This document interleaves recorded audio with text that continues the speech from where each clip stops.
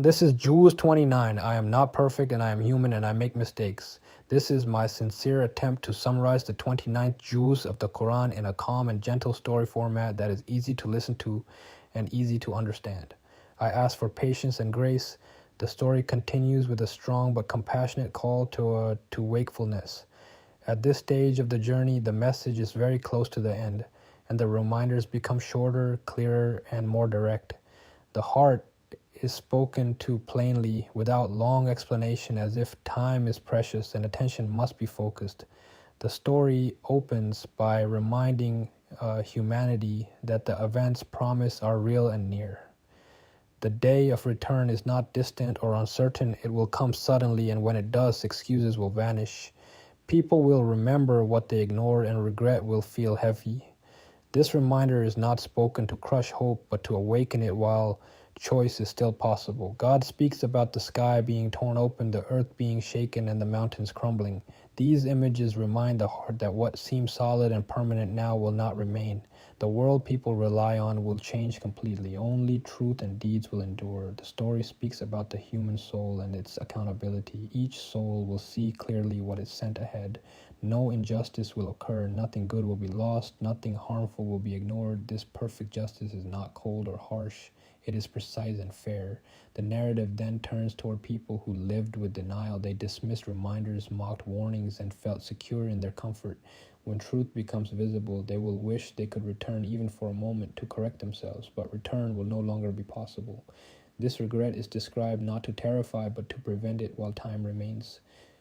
The story then contrasts this with the people who lived with awareness. They remembered God, guarded their actions, and restrained themselves even when desire pulled strongly. Their reward is peace, honor, and closeness to God. Their efforts, though quiet, were meaningful and lasting. The narrative speaks about self-control. True success is not doing whatever one wants, but restraining the self when guidance calls for restraint. Those who master their inner impulses are shown to be the truly successful. The story speaks about arrogance. Arrogance leads people to feel independent of God. It blinds the heart and hardens it.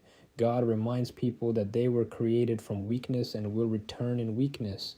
Humility is not loss of dignity, it is recognition of truth. The narrative speaks about reflection.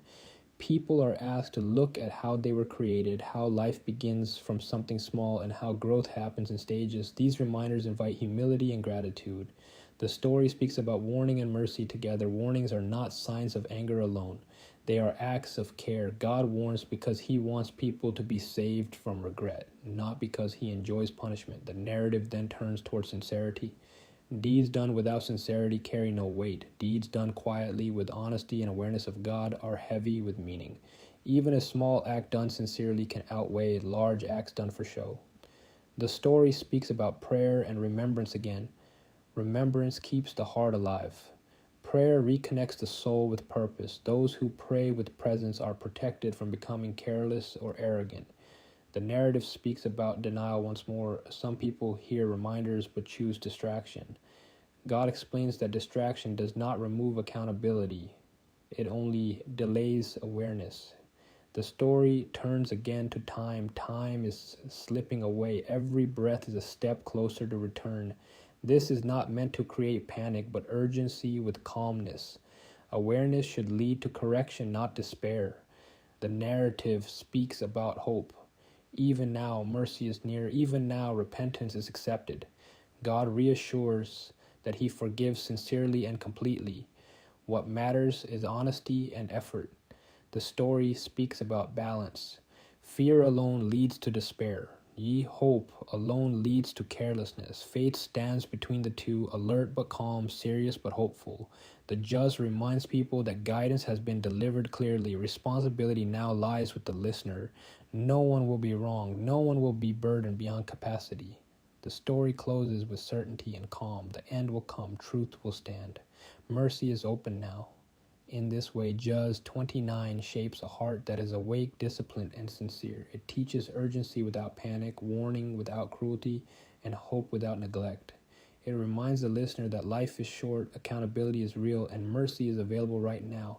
and it reassures the soul that turning back sincerely, even late, still matters deeply because God is just, forgiving, and aware of every honest step taken toward Him.